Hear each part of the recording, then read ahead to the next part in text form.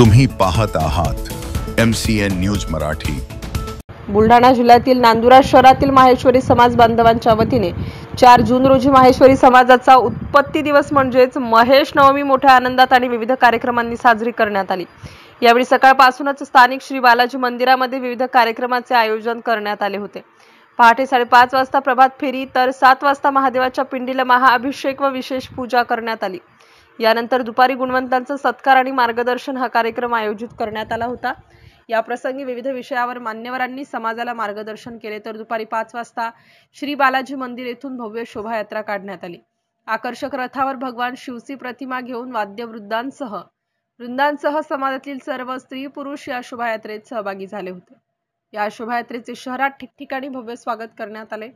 विविध राजकीय पक्षांच्या नेत्यांनी भगवान शिवच्या प्रतिमेचे पूजन करून यात्रेचे स्वागत केले। दरम्यान रात्री 8 वाजता महापूजा आणि प्रसादाने या कार्यक्रमाचा समारोप करण्यात आला। या प्रसंगी समाजातील सर्व स्त्री पुरुष मोठ्या संख्येने उपस्थित होते।